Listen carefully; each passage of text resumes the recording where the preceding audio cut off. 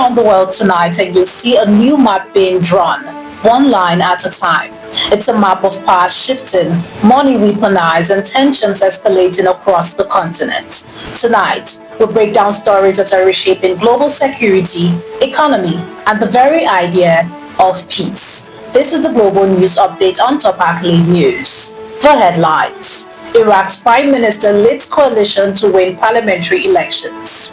Seoul and Washington seals $350 billion investment pact.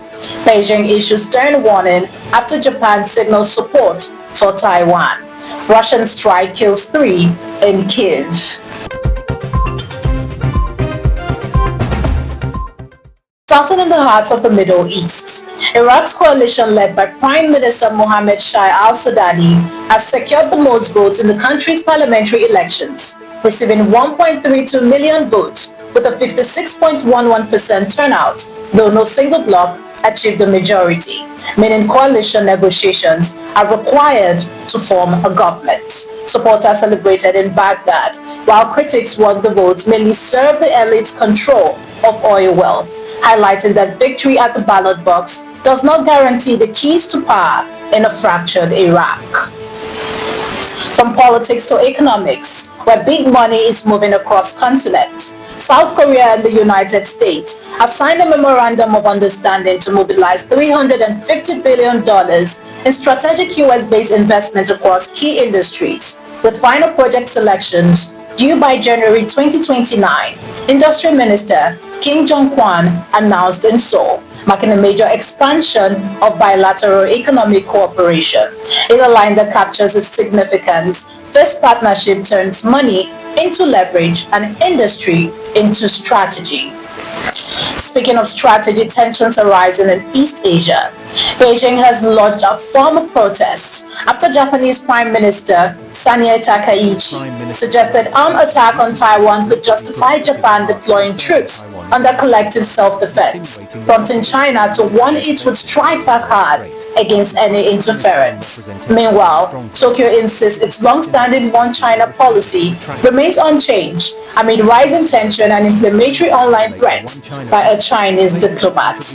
In the moment that captures the standoff, words about Taiwan are now echoing like warnings across Asia's security landscape. Meanwhile, the war in Ukraine shows no sign of letting up.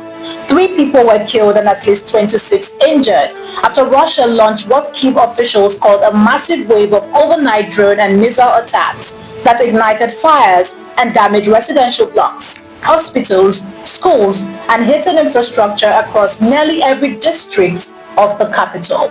Ukraine reported simultaneous strikes in other regions, while Russia claimed it had intercepted more than 200 Ukrainian drones targeting its facilities. In a stark reminder of the war's relentless rhythm, Kyiv's nightmare are now measured by the seconds between sirens and explosions. You're watching the Global News Update on Top Accolade News. Do stay with us. Still to come.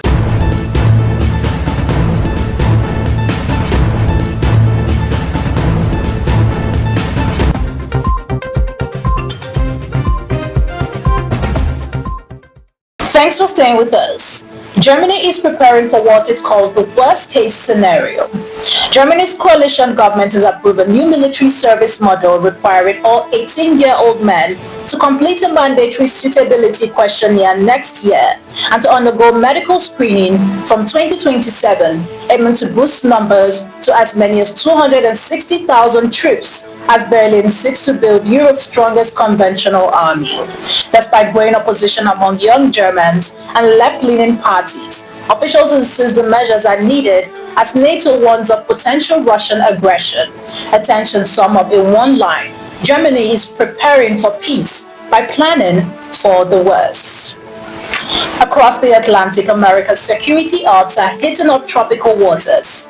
U.S. Defense Secretary Pete Hegseth has unveiled a new mission targeting narco-terrorists without detailing how it differs from existing operations.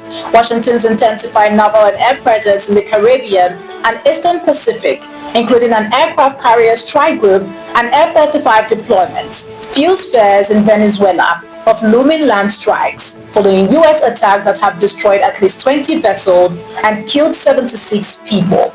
In a defining line of the moment, the Caribbean is becoming a stage where anti-drug rhetoric meets great power brinkmanship. Now a jolt from the glitz of entertainment. Johnson Wynn, a man who jumped a barricade and grabbed Ariana Grande during the Asia-Pacific premiere of Wicked for Good in Singapore, has been charged with being a public nuisance by a local court. Videos show Grande appearing shocked while co-star Cynthia Erivo and other cast members intervene, and Wynn, who has a history of disrupting celebrity events, planned to plead guilty, potentially facing a fine of up to 2,000 Singapore dollars, sparking public outrage over both the intrusion and event security, with fans warning that some acts of fandom cross the line from admiration into criminal recklessness. Wrapping with sports, Portugal manager Roberto Martinez called Cristiano Ronaldo's red card against Ireland harsh after the forward was sent off for the first time in 226 international appearances during the 2-0 World Cup qualifying defeat in Dublin, following an incident initially booked as a yellow for an apparent elbow and was upgraded after review. Martinez argued Ronaldo was being fouled throughout the match and questioned Ireland coach's previous comment about influencing referees, as Portugal remains 2 points clear at the top of Group F ahead of final qualifiers, leaving fans to wonder that even the greatest can stumble under the spotlight of controversy.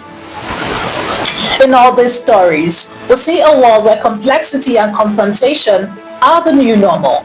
We'll be tracking every line, every shift, every consequence. For Top Accolade News, I'm Jeremy Okocha. Do have a wonderful day and keep watching the global news updates on Top Accolade News.